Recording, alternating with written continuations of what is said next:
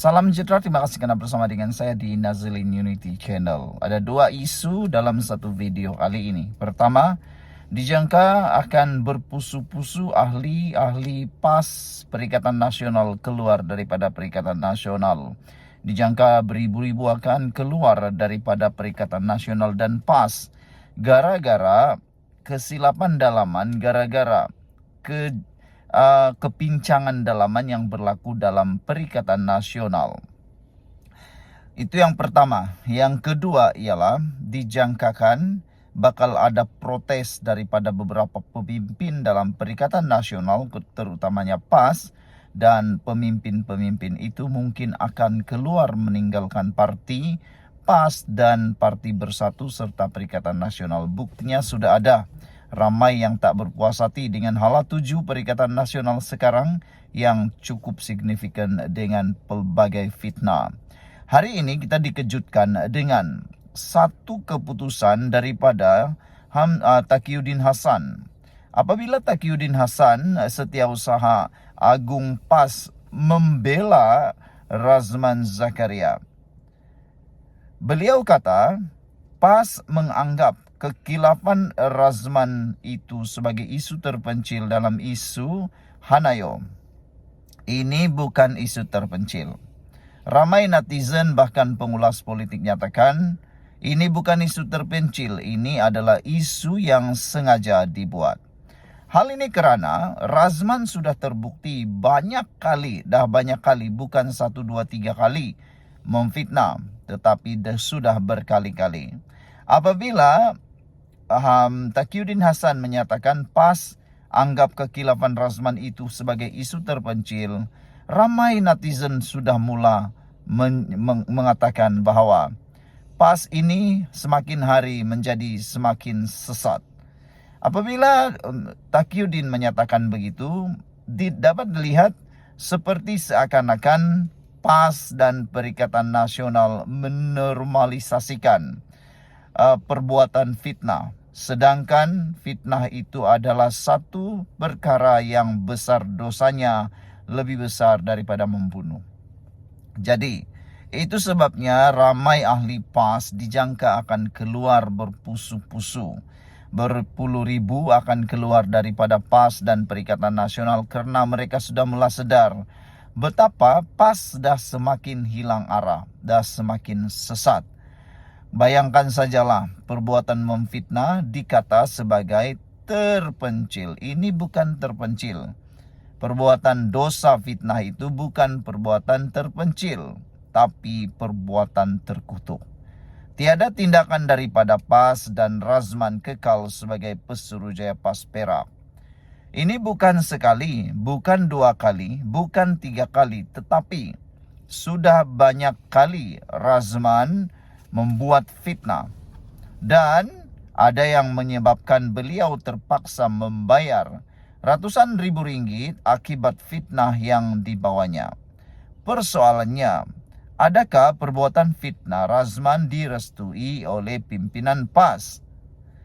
Pertama, fitnah dengan mengaitkan Datuk Seri Anwar Ibrahim akan membawa LGBT.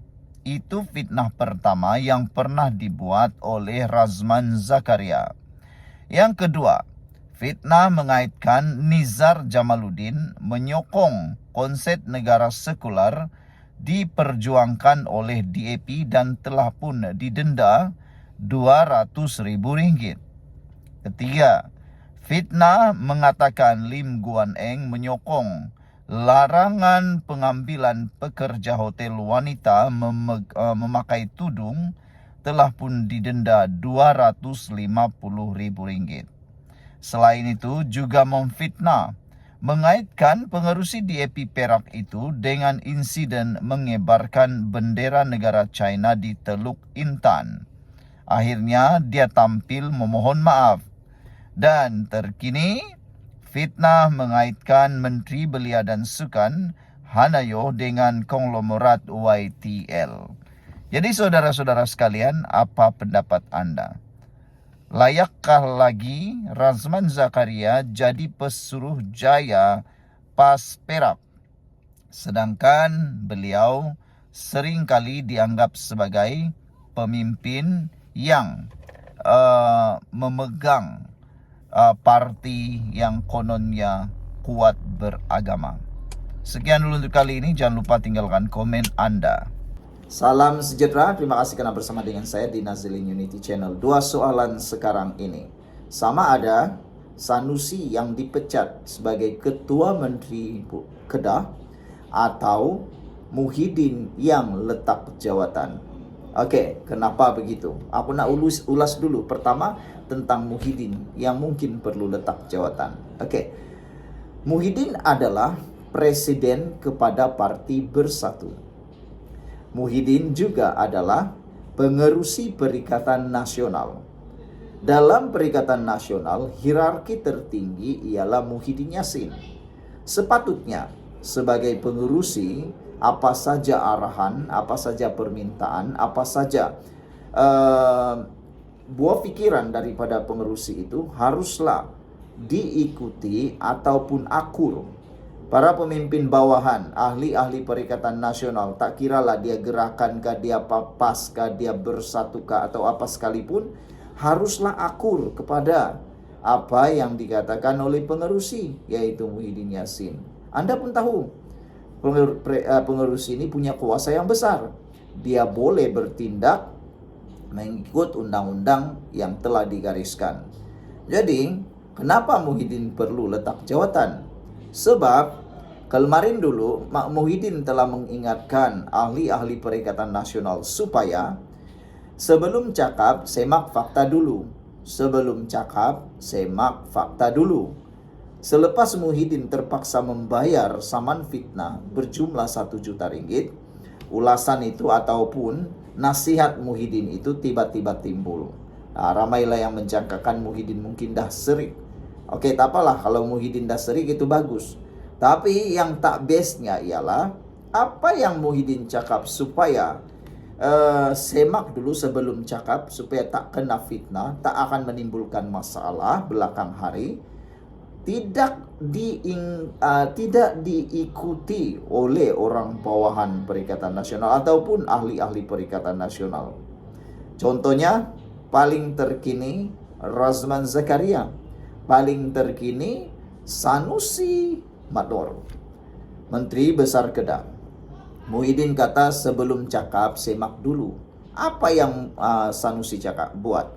Dengan keberanian pahlawan, perpahlawan ataupun pahlawan Perikatan Nasional itu, Panglima Perikatan Nasional itu, dengan keberaniannya dia buat satu kenyataan yang melanggar arahan ataupun peringatan nasihat daripada pengerusi Perikatan Nasional Muhyiddin, yaitu dia kaitkan amanah dengan DAP.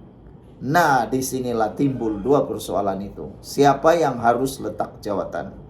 Muhyiddin yang perlu letak jawatankah dengan alasan beliau tidak diendahkan lagi sebagai pengerusi Perikatan Nasional? Nasihatnya sudah tidak pakai lagi. Buktinya ada. Mereka tak dengar pun, mereka buat mungkin tak tahulah. Kan? Apa pula pendapat kamu semua? Itu. Kalau Muhyiddin tak boleh kontrol ahli-ahlinya, lebih baik Muhyiddin Yassin letak jawatan segeralah. Kan, daripada bikin malu, cakap tak didengar oleh ahli, lebih baik letak jawatan dan serahkan kuasa itu kepada Hadi Awang. Manalah tahu Perikatan Nasional lebih kuat lagi kalau Hadi Awang jadi pengerusi Perikatan Nasional. Atau yang menakutkan ialah apabila mungkin jadi lebih kuat memfitnah. Itu janganlah kan. Yang kedua, kalau Muhyiddin tak letak jawatan, perlukah Sanusi dilucutkan jawatan sebagai Ketua Menteri Kedah? Kerana Sanusi memalukan Perikatan Nasional. Dan kalau Sanusi disaman, contohlah 100 juta, dia tak mampu bayar saman itu kalau dia kalah dalam kes itu, adakah Sanusi akan kehilangan kerusi dan kehilangan jawatan? Jadi sebelum kehilangan kerusi atau jawatan, kalaulah dia kalah saman nanti, lebih baiklah dia letak jawatan. Jadi tinggalkan komen Anda siapa yang perlu. Sekian, jumpa lagi. Bye-bye.